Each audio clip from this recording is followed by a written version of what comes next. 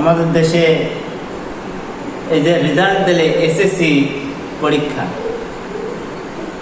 ছেলেরা পিছিয়ে এর কারণ কি? যুব সমাজ ধ্বংসের দিকে যাচ্ছে, কারণ কি? শিক্ষার কোনো উন্নত নাই, নামে আমরা শিক্ষার উন্নত করছি।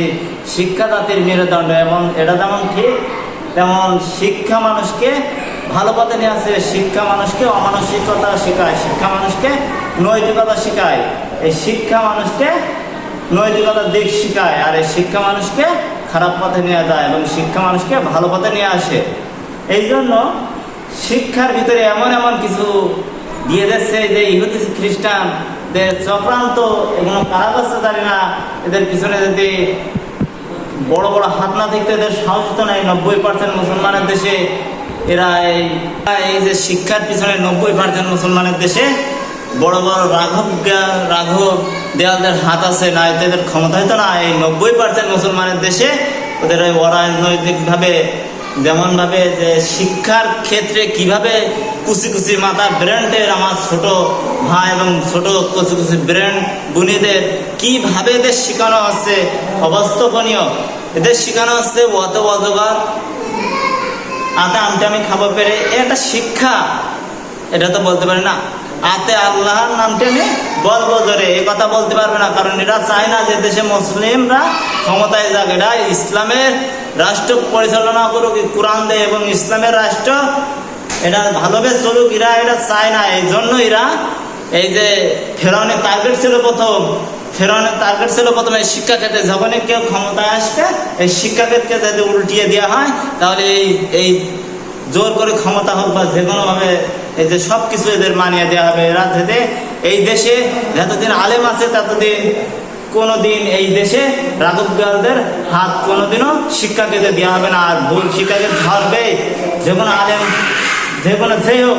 এদেশে আগের বারও যেমন দেওয়া হইলো পদরা বলে, যাতে আগুনে ঘরের মধ্যে পুড়ে যায়, তাহলে সে বেরোবে কিভাবে? এইভাবে শিখনে হচ্ছে যে তুমি তাহলে পদরা করো না, পদরা বলে তুমি আগুন থেকে আরো বেশি পুড়িয়ে দেবা। তারপর শিখনে হচ্ছে যে বানর থেকে মানুষ, এটা কি? এটা কথা? এরা কোরআন বিশ্বাস করে আল্লাহর সৃষ্টির মধ্যে কেউ যদি হাত দেয় সে কি? এক কথায় কাফের। আল্লাহ সৃষ্টির মধ্যে যদি কেউ হাত দেয় সে কাফের, সে মানুষ কখনো হতে পারবে না, সে ডাইরেক্ট কাফের। তা এই যে শিক্ষার ক্ষেত্রে, শিক্ষা ব্যবস্থায় কোনো কোরআনের যে কোরআন বইতে যে মানুষের ছবি, ঠাকুরের ছবি, এটা কি দেওয়া ঠিক হয়েছে?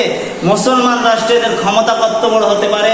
মুসলমান রাষ্ট্রে মুসলমানের বইতে, কোরআনের বইতে, কোরআন হাদিসের বইতে এরা এই যে রাঘব বোয়ালদের মতন ছবি, ঠাকুরদের ছবি এই যে দেখছে, এটা কোনোভাবে মানা যায় না। আর ব্যাংক কিভাবে হেঁটে যায়? একটি শিক্ষক শিখাচ্ছে যে ব্যাংক এইভাবে লাফিয়ে যায়, এটা কি শিক্ষাক্ষেত্রে শিখানো যায়?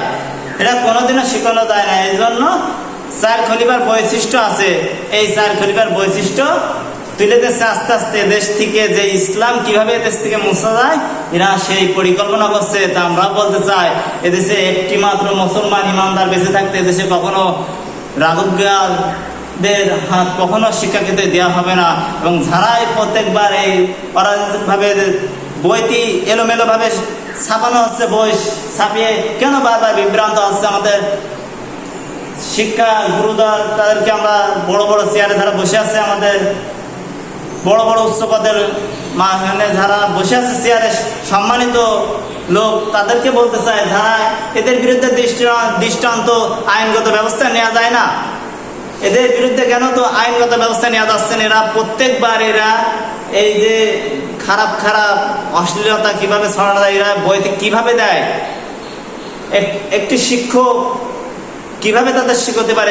এগুলো শিখে কখন একটি মানুষ কি সে জ্ঞান অর্জন করে কি জাতিকে উন্নত করতে পারে? সে কোনোদিনও পারবে না। এই জন্য নেতা ছেলেদের দিয়ে বাড়াচ্ছে আমেরিকা, অস্ট্রেলিয়া, জাপান, ফ্রান্সে পড়ালেখার জন্য। আর আমার দেশে এগুলো কি বুয়েট কি করতে তৈরি করা হচ্ছে?